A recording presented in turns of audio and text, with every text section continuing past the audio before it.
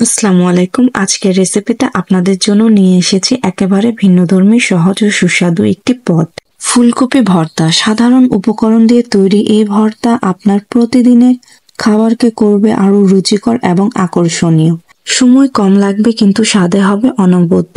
তো দেরি না করে চলুন শুরু করি। প্রথমে ফুলকপি ভালোভাবে ধুয়ে ছোট ছোট টুকরো করে কেটে নিন।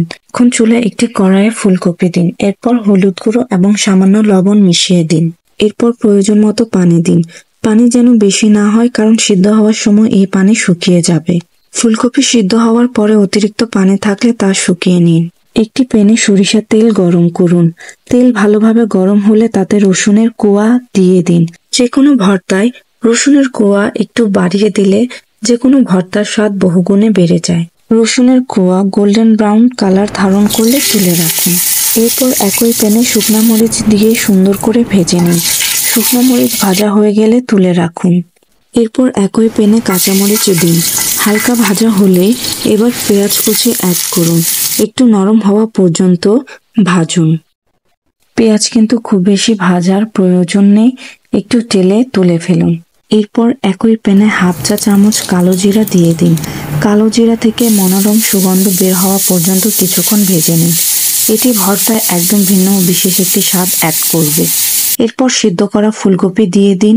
এরপর এতে ধনিয়া গুঁড়ো এবং চাট মশলা অ্যাড করুন। ফুলকপি নাড়তে থাকুন যাতে এটি তেলে ভালোভাবে মাখা হয়ে যায় এবং কালো জিরার গন্ধ ফুলকপিতে মিশে যায়। সবশেষে 1 টেবিল চামচ ধনিয়া পাতা কুচি অ্যাড করুন এবং আবার হালকা করে নেড়ে নিন। ধনিয়া পাতা ভর্তায় একটি সতেজ ঘ্রাণ এবং স্বাদ অ্যাড করবে।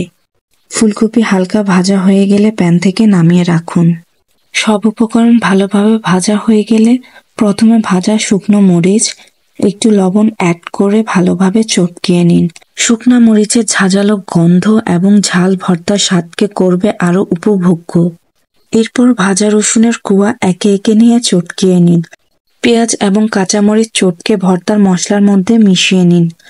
সবশেষে ভাজা ফুলকপি অ্যাড করুন এবং হাতে দিয়ে ধীরে ধীরে সব উপকরণ একত্রে মিশিয়ে নিন। এই ছিল আমার আজকের ফুলকপি ভর্তা রেসিপি। এটি কত সহজ আর কত মজাদার তা একবার বানিয়ে দেখলেই বুঝতে পারবেন। আপনাদের যদি রেসিপিটি ভালো লাগে তবে লাইক, কমেন্ট এবং শেয়ার করতে ভুলবেন না। আর আমার চ্যানেল সাবস্ক্রাইব করতে যেন ভুল না হয়। ধন্যবাদ, ভালো থাকুন। আসসালামু আলাইকুম।